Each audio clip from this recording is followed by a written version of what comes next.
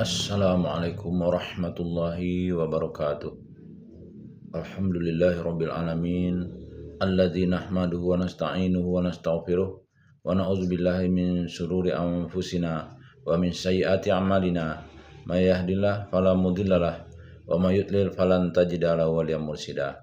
Asyhadu an la ilaha illallah wa asyhadu anna Muhammadan abduhu wa rasuluhu la nabiyya ba'd. Allahumma shalli wa sallim ala hadzal nabiyil karim wa ala alihi wa ashabihi ajma'in. Bapak-bapak, ibu-ibu yang saya hormati serta generasi muda yang saya sayangi. Baik, kita akan melanjutkan pembacaan buku biografi Rasulullah, sebuah studi analitis berdasarkan sumber-sumber yang otentik yang disusun oleh Dr. Mahdi Rizqullah Ahmad, yaitu masih berbicara atau membahas tentang perang Badar. Baik, langsung kita bacakan. Bismillahirrahmanirrahim. Adapun doa Rasulullah Shallallahu Alaihi Wasallam pada saat perang Badar yang diriwayatkan oleh Bukhari adalah: Ya Allah, hamba memohon kepada Engkau akan janji dan perjanjian Engkau. Ya Allah, jika Engkau berkehendak membuat hamba kalah, Engkau tidak akan disembah setelah hari peperangan ini. Riwayat lain menceritakan, lalu Abu Bakar memegang tangan Rasulullah Shallallahu Alaihi Wasallam dan kemudian berkata, Sudahlah Rasulullah, Engkau sudah meminta dan mendesak Tuhanmu tanpa henti. Esok harinya Rasulullah Shallallahu Alaihi Wasallam mempergunakan baju besi dan kemudian keluar dari kemahnya seraya berkata, golongan itu pasukan Quraisy pasti akan dikalahkan dan mereka akan mundur ke belakang. Surat Quran Surah Al-Qamar 45. Ibnu Hatim menceritakan Ikrimah berkata, ketika diturunkannya ayat golongan itu atau pasukan Quraisy pasti akan dikalahkan dan mereka akan mundur ke belakang, Umar berkata dalam hati, golongan manakah yang akan dikalahkan itu? Umar radhiyallahu an juga menceritakan, ketika perang Badar dimulai, aku melihat Rasulullah Shallallahu Alaihi Wasallam mempergunakan baju besi sambil berkata, golongan itu pasukan Quraisy pasti akan dikalahkan dan mereka akan mundur ke belakang. Maka aku segera mengetahui maksud ucapan Rasulullah Shallallahu Alaihi Wasallam tersebut. Pada hari Jumat pagi tanggal 17 Ramadan tahun kedua Hijriah, tepatnya ketika kedua belah pihak Muslim dan Quraisy sudah saling berhadapan dan sedang mengambil ancang-ancang untuk saling menyerbu, Rasulullah Shallallahu Alaihi Wasallam berdoa kepada Allah seraya berkata, Ya Allah, itulah kaum Quraisy yang telah datang dengan sombong dan congkaknya. Mereka memusuhimu, menyalahi perintah-perintahmu dan mendustakan Rasulmu. Ya Allah, aku hanya meminta pertolongan yang telah Engkau janjikan kepada hamba. Ya Allah, binasakanlah mereka pagi ini. Setiap kali akan berangkat bertempur, Rasulullah Shallallahu Alaihi Wasallam selalu terlebih dahulu merapatkan barisan pasukan kaum muslimin. Dia melakukan inspeksi barisan seraya menggenggam sebuah anak panah. Dan ketika sedang melakukan pemeriksaan barisan itu, tiba-tiba beliau menekankan anak panah beliau ke perut Sa'ad bin Ghaziyah. Pasalnya waktu itu ia agak sedikit keluar dari barisan. Beliau berkata kepadanya, Sa'ad, luruskan barisanmu. Sa'ad pun menjawab, Rasulullah, engkau telah menyakitiku, maka bolehkah aku membalasmu? Maka Rasulullah Shallallahu Alaihi Wasallam membuka bagian perut beliau seraya berkata, lakukanlah. Akan tetapi Sa'ad ternyata tidak jadi membalas, tetapi justru memeluk Rasulullah Shallallahu Alaihi Wasallam dan mencium bagian perut beliau. Dengan heran Rasulullah Shallallahu Alaihi Wasallam bertanya, apa yang membuatmu seperti ini, Sa'ad? Sa'ad menjawab, wahai Rasulullah, seperti itulah yang aku inginkan. Sesungguhnya aku telah berharap agar mati setelah bisa menyentuhkan kulitku dengan kulitmu. Lantas Rasulullah Shallallahu Alaihi Wasallam pun mendoakan Sa'ad dengan hal yang baik-baik. Setelah itu Rasulullah Shallallahu Alaihi Wasallam memberikan berbagai arahan dan pengarahan kepada pasukan Muslim tentang berbagai hal yang berkaitan strategi dan siasat mereka hari itu. Beliau berkata, apabila mereka mendekati kalian, maka serang mereka dengan anak panah kalian dan jangan sampai didahului oleh mereka. Ingat, jangan sampai kalian melupakan pedang kalian hingga kalian lengah dan dapat dirobohkan. Setelah berpesan demikian, beliau lantas mengobatkan semangat pasukan muslimin dengan berkata, demi Allah yang jiwa Muhammad berada di genggamannya, setiap orang yang berperang melawan mereka pasukan Quraisy pada hari ini, kemudian mati dalam keadaan tabah, mengharapkan keridhaan Allah, maju terus pantang mundur, pasti akan dimasukkan ke dalam surga. Di dalam hadis yang diriwayatkan oleh Muslim, dikatakan bahwa ketika kaum musyrikin telah mendekat, Rasulullah Shallallahu Alaihi Wasallam berkata, bangkitlah kalian untuk menuju surga yang luasnya seperti luas langit dan bumi. Mendengar ucapan Rasulullah Shallallahu Alaihi Wasallam tersebut, Umair bin Humam al-Ansari berkata, wahai Rasulullah, apakah benar surga memiliki luas seperti luas langit dan bumi? Rasulullah Shallallahu Alaihi Wasallam menjawab, benar. Dengan terkagum-kagum Umair berucap, Oh, betapa besarnya surga itu. Lalu Rasulullah SAW bertanya kepada Umair, mengapa engkau berkata demikian? Umair menjawab, tidak Rasulullah, demi Allah aku hanya berharap menjadi bagian dari penghuninya. Beliau berkata, engkau akan menjadi salah satu penghuninya. Kemudian ia mengeluarkan beberapa butir kurma dan memakannya. Setelah itu ia berkata, seandainya aku masih hidup dan dapat memakan kurma-kurma ini, maka itu adalah kehidupan yang sangat panjang. Lalu ia melemparkan kurma yang ada di genggamannya dan kemudian menjadi beringas bertempur sampai akhirnya terbunuh. Auf bin Haris putra Afra berkata, wahai Rasulullah, apa yang membuat Allah tersenyum saat melihat hambanya? Rasulullah SAW menjawab, ketika tangan seorang hamba itu menceburkannya ke tengah-tengah musuh tanpa mempergunakan pelindung. Maka seketika itu juga Auf membuka pakaian besi yang melindunginya dan kemudian melemparkannya. Setelah itu ia menghunus pedangnya dan bertempur di medan perang sampai terbunuh. Sebelum dimulainya peperangan, Rasulullah SAW meminta kepada para sahabatnya untuk tidak membunuh orang-orang dari Bani Hashim dan beberapa orang lainnya. Pasalnya mereka ikut meninggalkan kota Makkah dan berperang karena dipaksa. Dan di antara mereka yang disebutkan namanya oleh Rasulullah SAW adalah Abu Bakhtari bin Hisam, salah satu orang yang pergi ke Ka'bah untuk merobek surat pemboikotan bangsa Quraisy terhadap kaum muslimin, dan ia sama sekali tidak menyakiti Rasulullah SAW dan Abbas bin Abdul Muthalib. Ketika Abu Zaifah mendengar perintah itu, ia berkata, apakah kami harus membunuh bapak-bapak, anak-anak, saudara dan keluarga kami, sementara kami harus membiarkan Abbas hidup? Demi Allah, bila aku bertemu dengannya, niscaya aku akan membebasnya dengan pedang. Akhirnya ucapan tersebut sampai ke telinga Rasulullah SAW, maka beliau pun berkata kepada Umar, wahai Abu Absah, benarkah ia akan memukul wajah paman Rasulullah dengan pedang? Umar berkata, wahai Rasulullah, izinkanlah saya untuk memenggar lehernya dengan pedang. Demi Allah, ia telah berbuat kemunafikan. Sementara itu, beberapa waktu kemudian Abu Huzaifah berkata, aku merasa tidak tentram dengan kata-kataku saat itu. Bahkan sampai sekarang aku masih merasa takut, kecuali bila aku sudah menebusnya dengan kesahidan. Maka akhirnya Abu Huzaifah pun mati syahid pada perang Yamamah. Syahdan, sebelum peperangan dimulai, Asad bin Abdul Asad al-Makhzumi keluar dari pasukan Quraisy seraya berkata, demi Tuhan, aku sungguh-sungguh akan meminum air kolam mereka, akan merusaknya kolam air atau mati di hadapannya. Maka ketika ia sudah mendekat, Hamzah pun merintanginya dan menyerangnya. Hamzah berhasil memukulnya hingga kakinya retak. Akan tetapi Asad masih terus merangkak menuju kolam guna memenuhi sumpahnya, dan Hamzah terus mengikutinya, memukul dan akhirnya membunuhnya di hadapan kolam tersebut.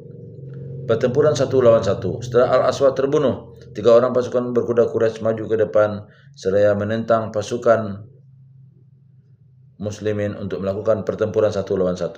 Ketiganya adalah Utbah bin Rabi'ah serta saudaranya Syaibah bin Rabi'ah dan Walid bin Utbah. Maka majulah dari pihak pasukan muslimin 3 pemuda Ansor. Mereka adalah Auf bin Haris, Mu'az bin Haris, ibu keduanya adalah Afra, dan Abdullah bin Rawahah. Akan tetapi pasukan Quraisy menolak ketiga orang tersebut. Mereka meminta bertempur dengan anak paman mereka dari kalangan Muhajirin. Maka Rasulullah SAW memerintahkan Ubaidah bin Haris, Hamzah dan Ali untuk melawan mereka 1 lawan 1. Pada saat itu Hamzah bertugas melawan Utbah, Ubaidah melawan Walid, dan Ali melawan Syaibah. Akhirnya Ali dan Hamzah berhasil membunuh kedua lawan mereka. Kemudian keduanya membantu Ubaidah karena keduanya memperkirakan bahwa Walid yang akan memenangkan pertandingan itu atas Ubaidah. Tentang ke-6 orang yang bertanding 1 lawan 1 itu, Allah Subhanahu wa taala berfirman, inilah 2 golongan mukmin dan golongan kafir yang bertengkar. Mereka saling bertengkar mengenai Tuhan mereka. Maka orang kafir akan dibuatkan untuk mereka pakaian-pakaian dari api neraka, disiramkan air yang sedang mendidih ke atas kepala mereka. Quran Surah Al-Hajj 19. Setelah pertandingan 1 lawan 1 usai, Rasulullah SAW meminta Ali untuk memberikan segenggam kerikil kepada beliau. Lantas Ali pun memberikan segenggam kerikil kepada Rasulullah, dan sesaat kemudian beliau langsung melemparkannya ke muka pasukan Quraisy. Arkian, setiap orang Quraisy yang terkena lemparan itu, kedua matanya penuh dengan kerikil. Karena kejadian ini turunlah firman Allah, dan bukan kamu yang melempar ketika kamu melempar, tetapi Allah lah yang melempar. Quran Surah Al-Anfal ayat 17. Keikutsertaan bala tentara malaikat dalam perang Badar. Kaum muslimin saat itu terjun ke medan pertempuran dengan bermodalkan kekuatan iman yang sangat besar. Lalu dengan penuh keyakinan mereka menyerang kaum musyrikin Quraisy dan satu persatu berhasil membunuh pemimpin-pemimpin Quraisy, bahkan juga menurunkan bala tentara perangnya yang terdiri dari para malaikat untuk membantu kaum muslimin dan melenyapkan musuh-musuh mereka. Hal ini ditegaskan Allah dalam firman-Nya, Sungguh Allah telah menolong kamu dalam peperangan Badar. Padahal kamu adalah ketika itu orang-orang yang lemah. Karena itu bertakwalah kepada Allah supaya kamu mensyukurinya. Ingatlah ketika kamu mengatakan kepada orang mukmin, apakah tidak cukup bagi kamu Allah membantu kamu dengan 3.000 malaikat yang diturunkan dari langit? Ya cukup jika kamu bersabar dan bertakwa dan mereka datang menyerang kamu dengan seketika itu juga. Niscaya Allah menolong kamu dengan 5.000 malaikat yang memakai tanda. Dan Allah tidak menjadikan pemberian bala bantuan itu melainkan sebagai kabar gembira bagi kemenanganmu dan agar tentram hatimu karenanya. Dan kemenanganmu itu hanyalah dari Allah yang Maha Perkasa lagi Maha Bijaksana. Quran Surah Ali Imran 123 sampai 126. Kemudian Allah juga menurunkan ayat, ingatlah ketika kamu memohon pertolongan kepada Tuhanmu, lalu diperkenankannya bagimu, sesungguhnya aku akan mendatangkan bantuan kepadamu dengan 1.000 malaikat yang datang berturut-turut, dan Allah tidak menjadikan mengirim bala bantuan itu melainkan sebagai kabar gembira, dan agar hatimu menjadi tentram karenanya, dan kemenangan itu hanyalah dari sisi Allah. Sesungguhnya Allah Maha Perkasa lagi Maha Bijaksana. Ingatlah ketika Allah menjadikan kamu mengantuk sebagai suatu penentraman daripadanya, dan Allah menurunkan kepadamu hujan dari langit untuk menyucikan kamu dengan hujan itu dan menghilangkan dari kamu gangguan-gangguan setan, dan untuk menguatkan hatimu dan memperteguh dengannya telapak kakimu. Quran Surah Al-Anfal ayat 9 sampai 11. Setelah itu Allah menurunkan ayatnya, ingatlah ketika Tuhanmu mewahyukan kepada para malaikat, sesungguhnya aku bersama kamu, maka teguhkanlah pendirian orang-orang yang telah beriman. Kelak akan aku jatuhkan rasa ketakutan ke dalam hati orang-orang kafir, maka penggalah kepala mereka dan pancunglah tiap-tiap ujung jari mereka.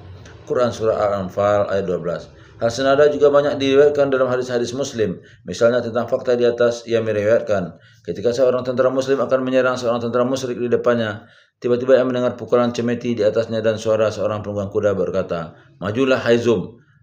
Sesaat kemudian tentara musyrik yang akan diserangnya sudah tersungkur ke tanah. Lalu ia mencoba melihatnya dari dekat, maka ia melihat hidung tentara musyrik sudah lenyap dan wajahnya hancur seperti terkena pukulan cemeti. Setelah peristiwa tersebut, datanglah seorang Ansor kepada Rasulullah SAW dan menceritakan peristiwa tersebut kepadanya. Beliau menjawab, aku mempercayainya karena itu merupakan pertolongan dari langit ketiga. Sementara itu Ahmad menceritakan seorang laki-laki Ansar berperawakan pendek datang dengan membawa Abbas sebagai tawanan. Di hadapan Rasulullah SAW, Abbas berkata, wahai Rasulullah, demi Allah, sesungguhnya orang ini sudah menunjuk pada orang Ansar tadi, bukan yang menawanku. Aku ditawan oleh seorang laki-laki botak, tetapi sangat tampan, dan ia menunggang seekor kuda belang. Sungguh belum pernah aku melihat seorang seperti itu di pasukanmu. Maka orang Ansar tadi menyela, ya Rasulullah, akulah yang telah menawannya. Rasulullah SAW sebentar berkata, diam, Allah telah memberikan kekuatan kepadamu dengan bantuan para malaikat yang mulia. Umawi menuturkan, saat berada di dalam kemahnya, Rasulullah SAW mengangguk sebanyak 1 kali, seperti terserang rasa kantuk. Kemudian tersadar. Setelah itu beliau berkata kepada Abu Bakar, wahai Abu Bakar, kabarkanlah berita gembira ini. Sesungguhnya bantuan Allah telah datang kepadamu. Aku melihat Jibril tengah melipat penutup kepalanya, mengambil tali kendali kudanya, dan akan mengendarainya ke tengah-tengah peperangan yang tengah bergejolak. Sungguh bantuan dan pertolongan Allah telah datang kepadamu. Selain itu, beberapa hadis juga ada yang meriwayatkan keikutsertaan para malaikat dalam perang Badar ini, sekalipun tidak menyebutkannya secara langsung. Bukhari misalnya, ia meriwayatkan bahwa pada saat perang Badar, Rasulullah SAW bersabda, itu adalah Jibril. Ia telah memegang kepala kudanya seraya menenteng senjata. Di dalam riwayat lain, Bukhari menuturkan Jibril telah datang kepada Rasulullah SAW dan berkata kepada beliau, dengan apa kalian menyebut orang-orang yang berjuang di perang Badar ini? Rasulullah SAW menjawab, mereka adalah orang Muslim terbaik. Maka Jibril berkata, begitu pula dengan malaikat yang ikut serta dalam perang Badar ini, mereka adalah termasuk Muslim terbaik. Hakim menceritakan pada saat perang Badar, Zubair mengenakan sorban kuning yang diikatkan di kepalanya, maka turunlah para malaikat dengan masing-masing mengenakan sorban penutup kepala berwarna kuning. Dalam perang Badar ini banyak sekali tentara kaum muslimin yang mendapatkan karamah dan pertolongan dari Allah Subhanahu wa taala. Salah satunya adalah yang dialami oleh Ukasah bin Mihsan. Sadan ia berperang dengan mempergunakan pedangnya hingga pedang itu patah. Maka Rasulullah SAW memberikan kepadanya sebatang kayu sebagai ganti pedangnya agar ia terus bertempur. Namun tiba-tiba kayu itu berubah menjadi pedang yang berukuran panjang, sangat kuat dan mengkilat. Lalu Ukasah mempergunakan pedang tersebut pada perang Badar dan perang-perang yang lainnya hingga akhirnya mengantarkan Ukasah pada pintu kesahidan. Peperangan terakhir yang ia ikuti adalah perang Yamamah. Saat itulah ia gugur sebagai syahid. Sementara itu seorang iblis yang sebelumnya menyamar sebagai Surakah bin Malik saat melihat keganasan para malaikat dan kaum muslimin terhadap para tentara musyrikin, ia melarikan diri dan kemudian menceburkan diri ke lautan. Hadis tersebut diriwayatkan oleh Ibnu Ishaq sebagai hadis mu'allaq, Ibnu Hisam 2374, Tabrani dalam Al-Kabir 541 nomor 4550. Haisami juga menukil hadis Tabrani dalam kitabnya Al-Majma' 677. Kemudian Haisami berkomentar tentang hadis tersebut. Di dalam silsilah periwayatannya terdapat Abdul Aziz bin Amran dan ia memiliki tingkatan dhaif. Hadis tersebut juga terdapat dalam At-Tariq 2431 dari hadis Ibnu Ishaq dengan silsilah periwayatannya pada tingkatan Hasan Mursal. Selain itu hadis ini juga diriwayatkan oleh Waqidi 171 dan Ahmad 147 nomor 16183 Syakir. Silsilah periwayatan hadis tersebut dhaif karena adanya keterputusan antara Ali bin Abi Talha dengan Ibnu Abbas. Selain itu Anda juga melihat firman Allah, dan ketika setan menjadikan mereka memenang baik pekerjaan mereka dan mengatakan, tidak ada seorang manusia yang dapat menang terhadap kamu pada hari ini, dan sesungguhnya saya ini adalah pelindungmu. Maka tatkala kedua pasukan itu telah dapat saling lihat-melihat berhadapan, setan itu balik ke belakang seraya berkata, sesungguhnya saya berlepas diri daripada kamu, sesungguhnya saya dapat melihat apa yang kamu sekalian tidak dapat lihat, sesungguhnya saya takut kepada Allah dan Allah sangat keras siksanya. Quran Surah Al-Anfal 48. Kematian orang-orang lalim atau Abu Jahal, Umayyah bin Khalaf dan As bin Mughirah. Abu Jahal. Bukhari dan Muslim menuturkan, Abdurrahman bin Auf meriwayatkan, sesungguhnya aku berada di tengah-tengah barisan pasukan saat perang Badar. Sadan ketika menoleh ke sebelah kiri dan kananku, aku melihat dua orang pemuda belia. Aku seperti tidak percaya dengan keberadaan keduanya. Pada saat itu salah seorang dari mereka berbisik kepadaku tanpa diketahui temannya yang satu, pamanku, tunjukkan kepadaku orang yang bernama Abu Jahal itu. Aku menjawab, keponakanku, apa yang akan engkau perbuat terhadapnya? Ia menjawab, aku mendapatkan kabar bahwa ia telah mencaci Rasulullah. Maka demi zatnya jiwaku berada di tangannya, bila aku bertemu dengannya, niscaya aku tidak akan berpisah dengannya sebelum terbukti siapa yang lebih dahulu mati di antara kami. Sontak aku terkejut mendengar perkataannya. Abdurrahman bin Auf melanjutkan, kemudian pemuda yang satunya lagi bertanya dan mengatakan hal yang sama kepadaku. Namun belum sempat aku memberikan jawaban kepada keduanya, tiba-tiba aku melihat Abu Jahal berada di tengah-tengah pasukan yang sedang berperang. Maka aku pun berkata, apakah kalian berdua tidak melihatnya? Itulah orang yang kalian tanyakan kepadaku. Timpalku sedang menunjuk ke arah Abu Jahal. Lantas keduanya dengan serta-merta menghampiri Abu Jahal dengan menghunus pedang masing-masing. Setelah berada dekat Abu Jahal, keduanya langsung menyerang Abu Jahal hingga tewas. Lalu keduanya pergi menghadap Rasulullah untuk melaporkan hal itu. Maka beliau bertanya kepada keduanya, siapa di antara kalian yang membunuhnya? Aku yang membunuhnya, jawab keduanya bersamaan. Rasulullah bertanya kembali, sudahkah kalian menghapus darah yang ada pada pedang kalian? Keduanya serentak menjawab belum. Lalu Rasulullah SAW memeriksa kedua pedang mereka dan kemudian berkata, kalian berdua sama-sama telah membunuhnya. Setelah itu Rasulullah memberikan harta rampasan perang dari Abu Jahal kepada Mu'az bin Amru bin Al-Jamuh. Adapun kedua pemuda itu adalah Mu'az bin Amru bin Al-Jamuh dan Mu'az bin Afra. Sementara itu Ibnu Ishaq juga meriwayatkan, Mu'az bin Jamuh mengatakan, aku mendengar orang-orang Quraisy mengiringi Abu Jahal yang ketat sudah berkata, pemimpin kita ini jangan terluka. Mendengar hal itu, sontak aku tergelitik untuk menjadikan Abu Jahal sebagai sasaran pedangku berikutnya. Lantas aku pun bergerak menghampirinya dan langsung menyerangnya. Aku menebaskan pedangku sekali ke tubuhnya hingga membuatnya kehilangan salah satu telapak kaki sampai setengah betisnya. Maka anaknya pun Ikrimah sontak membalasku dengan menebaskan pedangnya ke pundakku dan sebelah tanganku terputus. Kini aku hanya bisa bergantung pada sepotong kulit yang tergantung di tubuhku dan aku tak mampu lagi meneruskan upayaku untuk membunuhnya. Apalagi saat itu aku telah sehari penuh bertempur tanpa henti. Lantas aku pergi meninggalkannya. Ketika rasa sakit di tanganku semakin menjadi, kuputuskan untuk beristirahat membentangkan kakiku. Tak lama kemudian Mu'az bin Afra melewati Abu Jahal dan langsung menebaskan pedang ke arahnya sampai ia tidak dapat bergerak. Lalu Mu'az meninggalkannya sedang ia dalam keadaan sekarat. Mu'az kembali ke medan pertempuran sampai gugur. Bukhari meriwayatkan, ketika peperangan telah selesai, Rasulullah berkata, siapakah yang akan melihat apa yang dilakukan Abu Jahal sekarang? Maka Ibnu Mas'ud pergi mencarinya. Ia menemukan Abu Jahal telah ditebas tubuhnya oleh dua putra Afra hingga roboh. Adapun dalam riwayat Ahmad disebutkan, Rasulullah SAW pergi bersama Ibnu Mas'ud untuk melihat jasad Abu Jahal. Setelah menemukannya, Rasulullah SAW berkata, ini adalah Fir'aunnya umat kita. B. Umayyah bin Khalaf. Singkat cerita, Abdurrahman bin Auf berhasil menawan Umayyah. ketika melihat Umayyah di tangan Abdurrahman. Bilal berkata, pemimpin orang kafir adalah Umayyah bin Khalaf. Sungguh engkau tidak akan selamat sekalipun engkau bisa meloloskan diri. Namun Abdurrahman bin Auf berusaha mencegah keinginan kuat Bilal untuk membunuh Umayyah, tetapi tidak berhasil. Bahkan Bilal mengajak beberapa orang Ansar untuk membunuh Umayyah beramai-ramai. Mereka terus membantai Umayyah bin Khalaf karena Abdurrahman bin Auf telah melindunginya sedang menelungkupkan tubuhnya di atas Umayyah yang sudah terdiam mendekam. Disebutkan juga bahwa ketika mayat orang-orang musyrik dilemparkan ke sebuah lubang sumur, mayat Umayyah tidak disatukan dengan mayat-mayat itu. Pasalnya saat itu jasadnya membengkak di dalam baju besinya. Kemudian ketika kaum muslimin hendak mengangkatnya untuk dipindahkan, anggota tubuhnya terlepas satu persatu. Akhirnya kaum muslimin pun membiarkan jasad Umayyah bergolek di tempatnya dan langsung menimbunnya dengan batu dan tanah. C. As bin Hisam bin Mughirah. As bin Hisam bin Mughirah adalah paman Umar bin Khattab radhiyallahu an dari pihak ibunya. Maka Umar pun bertekad untuk membunuhnya hingga ia yakin tidak akan ada lagi kesetiaan lagi di hatinya kecuali hanya kepada Allah yang Maha Esa. Singkat kata, pertempuran Badar selesai dengan kemenangan besar di pihak kaum muslimin. Diriwayatkan kaum muslimin berhasil membunuh 70 orang kaum musyrikin dan menawan 70 orang lainnya. Sedangkan dari pihak muslim hanya terbunuh sebanyak 14 orang, 6 orang dari bangsa Quraisy dan 8 orang dari kalangan Ansar. Dan Allah pun masih akan memberikan balasan yang setimpal kepada para kaum musyrikin itu. Allah berfirman, tidakkah kamu perhatikan orang-orang yang menukar nikmat Allah dengan kekafiran dan menjatuhkan kaumnya ke dalam lembah kebinasaan, yaitu neraka jahanam. Mereka masuk ke dalamnya dan itulah seburuk-buruknya tempat kediaman. Quran Surah Ibrahim 28-29. Penguburan mayat tentara musyrikin di sebuah sumur tua.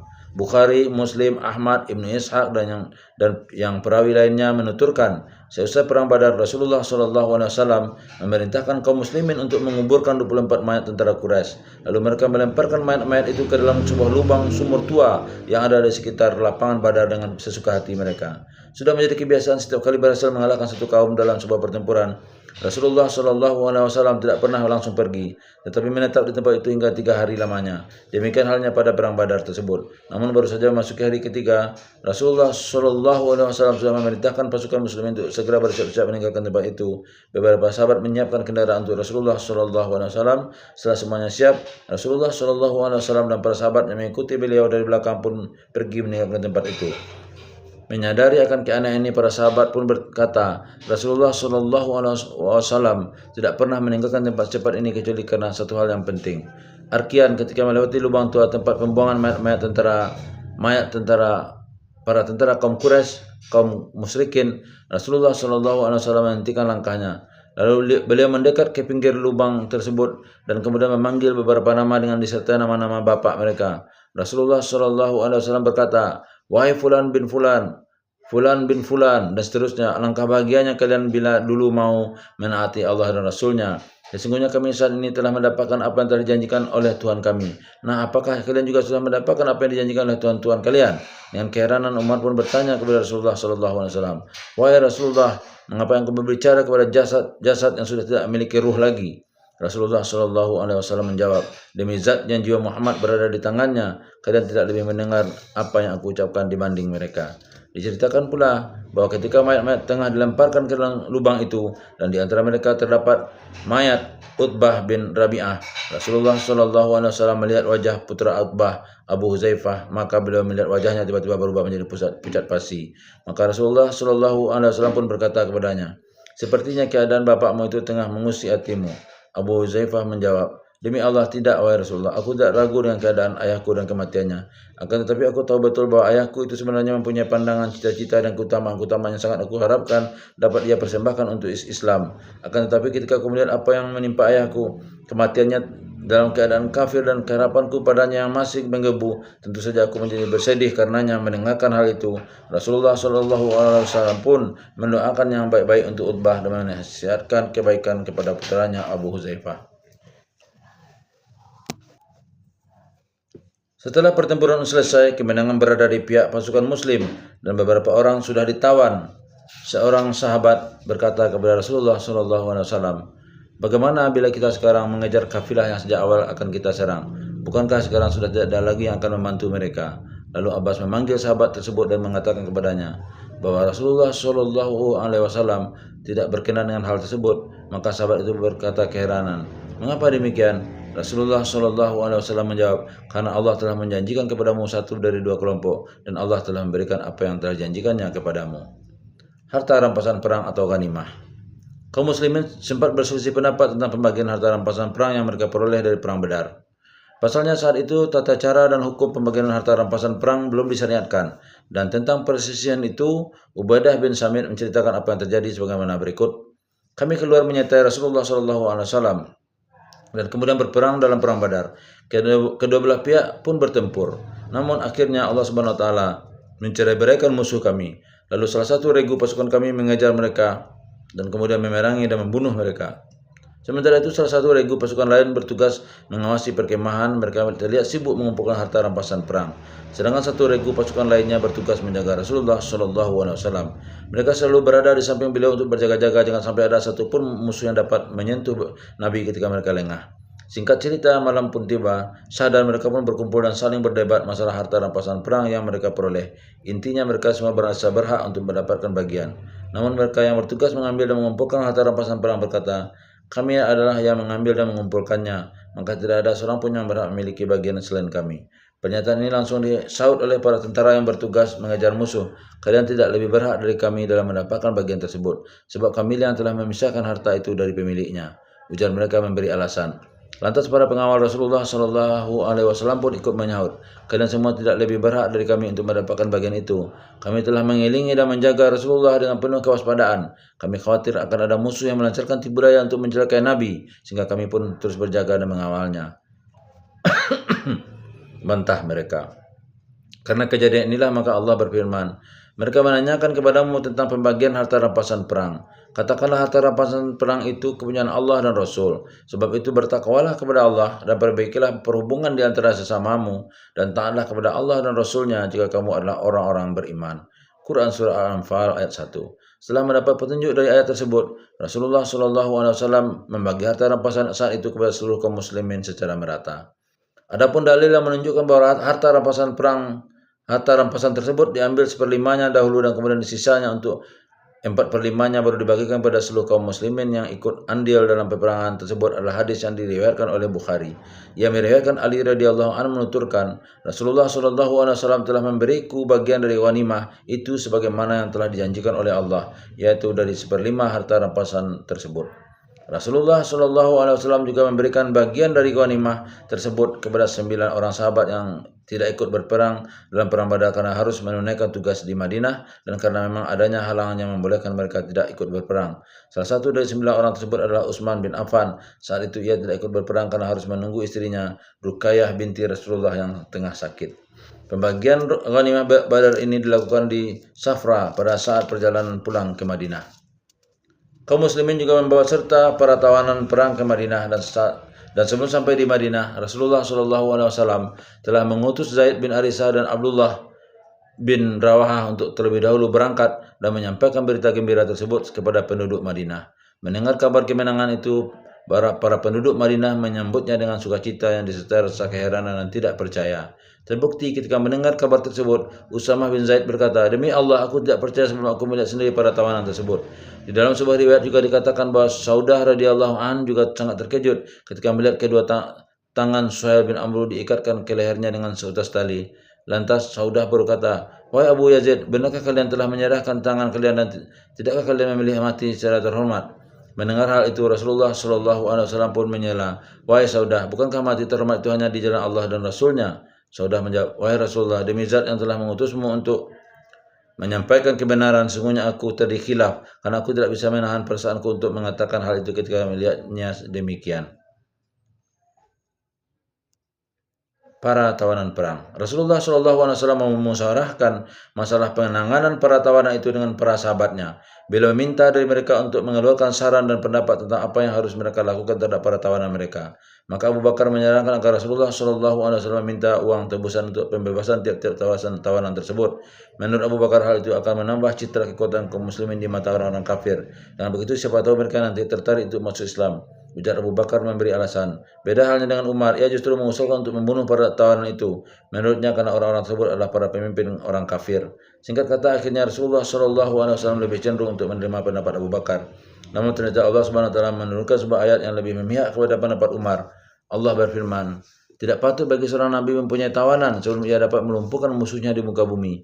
Kamu menghendaki harta benda duniawiyah, sedangkan Allah menghendaki pahala akhirat untukmu. Dan Allah Maha Perkasa lagi Maha Bijaksana. Kalau sekiranya tidak ada ketetapan yang telah terdahulu dari Allah, dan jika kamu ditimpa siksaan yang besar karena tebusan yang kamu ambil, maka makanlah dari sebagian rampasan perang yang telah kamu ambil itu sebagai makanan yang halal dan baik, dan bertakwalah kepada Allah.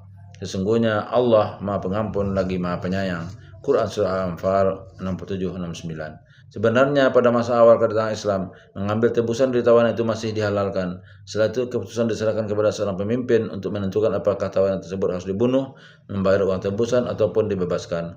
Tentu saja semua itu berlaku pada semua tawanan selain kaum perempuan dan anak-anak, yakni kaum muslimin tidak diperbolehkan membunuh mereka selama mereka tidak memerangi kaum muslimin.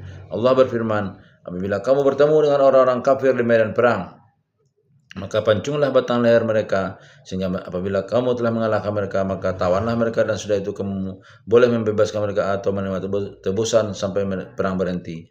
Demikianlah apabila Allah menghendaki, niscaya Allah akan membinasakan mereka. Tetapi Allah hendak menguji sebagian kamu dengan sebagian yang lain, dan orang-orang yang gugur pada jalan Allah tidak akan menyia-nyiakan amal mereka.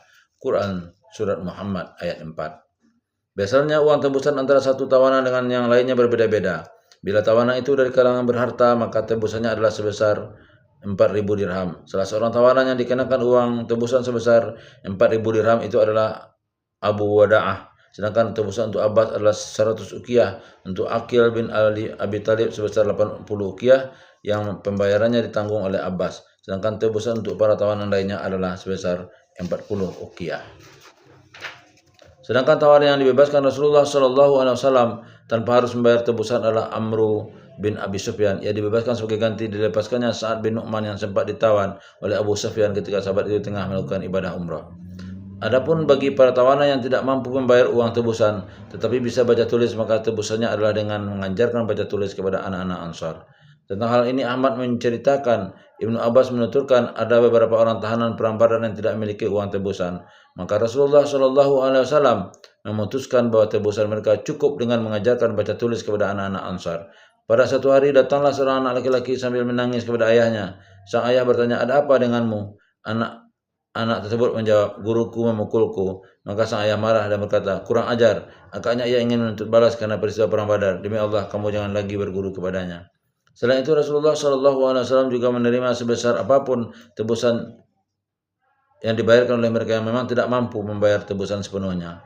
Hal ini terjadi pada anaknya sendiri, Zainab, yang mengirimkan satu buah gelang untuk membebaskan suaminya, As bin Rabi, yang ketika itu memihak kepada orang Quraisy.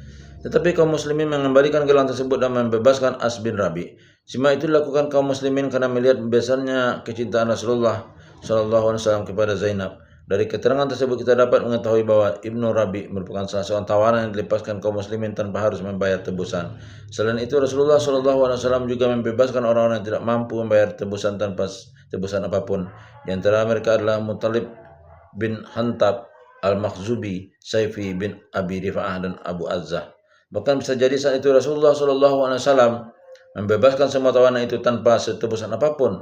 Hal ini terbukti dari perkataan beliau, seandainya Mut'im bin Adi masih hidup kemudian berbicara kepadaku tentang mereka semua para tawanan Badar, niscaya aku akan membebaskan mereka semua demi dia, yakni karena Mut'im bin Adi pernah berjasa besar bagi Rasulullah SAW, yaitu ketika ia memberikan perlindungannya kepadanya sepulang hijrah dari Taif dan upayanya yang gigih dalam menghancurkan plakat pemboikotan. Namun ketika orang-orang kalangan Ansar meminta izin kepada Rasulullah SAW untuk membebaskan Abbas dari tuntutan membayar tebusan, Rasulullah SAW menolaknya. Beliau berkata, demi Allah kalian tidak dapat membebaskannya dari tebusan 1 dirham pun. Demikianlah Rasulullah SAW tetap menolaknya. Sekalipun Abbas saat itu mengaku telah masuk Islam dan keluar dari Makkah untuk berperang karena dipaksa. Dalam perjalanan pulang ke Madinah, Nadar bin Haris dibunuh oleh Ali bin Abi Talib di wilayah Safra, sedangkan Uqbah bin Abi Mu'aid di wilayah Dabiyah dan dibunuh oleh Asim bin Sabit. Akan tetapi ada juga yang berpendapat bahwa Uqbah bin Abi Mu'aid dibunuh oleh Ali bin Abi Talib. Ibnu Hisam 2347 dengan riwayat Munqati' dan diriwayatkan bahwa sesungguhnya Ayat, dan ingatlah hari ketika orang yang zalim itu menggigit dan dua tangannya seraya berkata, aduhai, kiranya dulu aku mengambil jalan yang lurus bersama Rasul. Kecelakaan besarlah bagiku, kiranya aku dulu tidak menjadikan si fulan jadi teman akrabku. Quran Surah Al-Furqan 27-28. Dituturkan Allah atas peristiwa ini diriwayatkan dari Ibnu Jabir dari Ibnu Abbas 19:6. Ubay bin Ka'ab hendak menemui Rasulullah SAW, akan tetapi ia dihalau oleh Uqbah bin Ali bin Abi Mu'min. Karena peristiwa tersebut turunlah ayat, dan ingatlah hari ketika orang yang zalim itu menggigit dua tangannya. Saya berkata, aduhai, kiranya dulu aku mengambil jalan yang lurus bersama Rasul. Kecelakaan besarlah bagiku, kiranya aku dulu tidak menjadikan si fulan jadi teman akrabku. Sesungguhnya dia telah menyesatkan aku dari Al-Quran ketika Al-Quran telah datang kepadaku, dan setan itu tidak akan menolong manusia. Keduanya dibunuh karena kebencian mereka yang begitu kuat terhadap Rasulullah SAW. Dengan terbunuhnya mereka bagi para sahabat adalah akhir dari kesenangan dan kekejian orang-orang musyrik. Kita telah melihat Uqbah yang sangat dekat dengan bangsa Quraisy dan keturunan Yahudi asli. Ia harus kembali pada kenyataan hidupnya ketika berkata kepada Rasulullah SAW memohon belas kasihan, siapakah yang akan mengurus anak-anakku, hai Rasulullah? Rasulullah SAW hanya menjawab, neraka. Sementara itu para tawanan lain diperlakukan dengan baik oleh kaum muslimin. Abu Aziz, saudara kandung Mus'ab bin Umair misalnya, saat menjadi tawanan ia ditempatkan pada sebuah keluarga Ansar. Ia mengatakan bahwa ketika orang-orang Ansar memberikan makan siang dan malam, mereka selalu memberinya roti khusus, bahkan mereka juga selalu memberikan kurma kepadanya. Semua itu tak lain karena Rasulullah SAW telah berpesan kepada mereka untuk memperlakukan para tawanan dengan baik. Karena perlakuan baik tersebut, maka tidak sedikit para tawanan Badar yang masuk Islam beberapa waktu kemudian. Disebutkan di antara mereka ada yang masuk Islam sebelum peristiwa Fath Makkah atau penaklukan Makkah, dan ada juga yang masuk Islam setelahnya. Di antara mereka yang masuk Islam adalah Abbas, Aqil bin Abi Talib, Naufal bin Haris dan bin Abdul Muttalib, Khalid bin Hisam, Abdullah bin Sa'ib, Muttalib bin Hantab bin Haris, Abu Wada'ah, Haris bin Sabirah, Hajjat bin Haris bin Qais, Abdullah bin Ubay bin Khalaf, Wahab bin Umair, Suhail bin Amir, Abdu bin Zam'ah, Qais bin Sa'ib, dan Nastas, budak Umayyah bin Khalaf. Perang Badar memiliki pengaruh dan peran yang besar bagi perjalanan dakwah Islam berikutnya. Dalam Al-Quran sendiri, perang ini disebut dengan hari terpisahkannya kebenaran dari kebatilan, Yaum Al-Furqan. Bahkan banyak sekali hadis-hadis yang menjelaskan tentang keutamaan orang-orang yang ikut andil dalam perang Badar dan tingginya kedudukan mereka di dalam surga. Bahkan Bukhari membuat bab tersendiri yang menjelaskan keutamaan orang-orang yang berjuang di dalam peperangan tersebut. Salah satu hadis tersebut mengisahkan bahwa Harisah bin Surakah terkena anak panah yang tidak diketahui dari mana datangnya, padahal pada saat itu Harisah masih berusia sangat muda. Kemudian datanglah ibu Harisah kepada Rasulullah SAW dan bertanya tentang takdir putranya di hari kiamat nanti. Maka Rasulullah SAW berikan berita gembira kepada sang ibu bahwa putranya memiliki perisai yang sangat banyak dan ia akan ditempatkan di surga Firdaus. Disebutkan pula tentang kisah pengkhianatan Hatib bin Abi Balta'ah terhadap Rasulullah SAW. Dan waktu itu ia mengirim surat kepada bangsa Quraisy untuk memberitahukan rencana Rasulullah SAW yang hendak menaklukkan Mekah. Namun pengkhianatan Hatib ini akhirnya diketahui oleh Rasulullah SAW dari wahyu yang diterimanya dari Allah. Namun demikian ternyata Rasulullah SAW tetap memaafkan Hatib bin Abi Balta'ah. Kemudian Rasulullah SAW berkata kepada Umar yang meminta izin untuk membunuh Hatib bin Abi Balta'ah, semoga Allah memberitahukan hal itu kepada orang-orang yang ikut andil dalam perang Badar. Kemudian beliau meneruskan, berbuatlah sesuka hati kalian, aku telah memberikan surga kepada kalian. Itu artinya aku telah memberikan pengampunan kepada kalian. Ketika salah seorang hamba Hatib datang kepada Rasulullah SAW dan berkata, wahai Rasulullah, apakah Hatib benar-benar akan masuk neraka? Rasulullah SAW menjawab, ucapanmu tidak benar. Ia tidak akan memasukinya karena ia telah ikut berperang di Badar dan Hudaybiyah. Perang Badar juga membawa pengaruh yang besar bagi perkembangan Islam di Madinah dan di seluruh pelosok Jazirah Arab. Bahkan kedudukan kaum muslimin di Madinah pun menjadi lebih disegani oleh penduduknya dibanding dengan masyarakat Yahudi dan kaum musyrikin. Akibatnya masyarakat Yahudi merasa tersaingi dan keberadaan mereka terancam. Karena itu mereka pun menyatakan permusuhan kepada kaum muslimin secara terang-terangan. Hal itulah yang menjadi penyebab utama pengusiran bangsa Yahudi Bani Qainuqa dari Madinah, sebagaimana yang akan kita bahas nanti dalam bab tersendiri. Singkat cerita, orang-orang yang terbuka hatinya pun berbondong-bondong masuk Islam, akan tetapi tidak sedikit pula yang terus berbuat kemunafikan demi menyelamatkan kepentingan dan keselamatan pribadi mereka. Salah satu pemimpin kelompok ini yang terkenal adalah Abdullah bin Ubay bin Salul. Ini terlihat dari pernyataannya ketika berkata, Islam adalah sebuah perkara yang tidak dapat dipalingkan lagi, telah pasti, yakni sudah tidak ada cara lain untuk berpaling darinya. Sementara itu dari para pendeta Yahudi Madinah yang secara jelas terlihat perilaku munafiknya adalah Zaid bin Lasid, Rafi bin Harmalah, Rafa'ah bin Zaid At-Tabut, Suaid bin Haris, Sa'ad bin Hanif, Nu'man bin Aufa bin Amir dan saudaranya Utsman bin Aufa. Sedangkan kaum musyrikin Madinah yang secara jelas terlihat perilaku munafiknya selain Abdullah bin Ubay bin Salul adalah Zuai bin Haris, Jalas bin Suaid, Haris bin Suaid, saudara Zuai, Nabatal bin Haris, Murba bin Qaizi, saudara Aus bin Qaizi dan Hatib bin Umayyah bin Rafi, Basir bin Ubayrak Abu Ta'mah. Demikianlah tidak sedikit di kaum Yahudi dan musyrik yang pada akhirnya masuk Islam, sebagaimana tidak sedikit pula yang tetap mati dalam kemunafikan. Adapun tentang berbagai riwayat yang menggambarkan kondisi dan sikap mereka terhadap Islam sepanjang sejarah akan kita bahas nanti. Hikmah dan pelajaran dari Perang Badar. Perang Badar telah mewariskan berbagai macam hikmah dan pelajaran yang dapat dipetik dari berbagai kejadian dan unsur yang terjadi di dalamnya.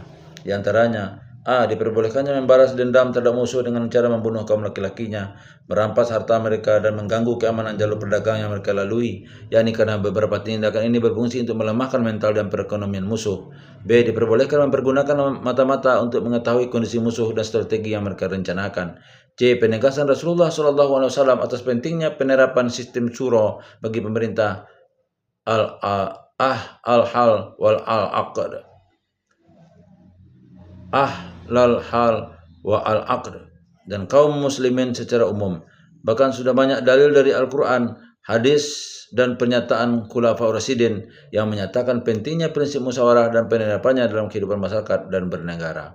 Beberapa dalil dari Al-Quran itu adalah: 1. Firman Allah Subhanahu wa taala, maka disebabkan rahmat dari Allah lah kamu berlaku lemah lembut terhadap mereka. Sekiranya kamu bersikap keras lagi berhati kasar, tentulah mereka menjauhkan diri dari sekelilingmu. Karena itu, maafkanlah mereka, mohonkanlah ampun bagi mereka, dan bermusyawarahlah dengan mereka dalam urusan itu.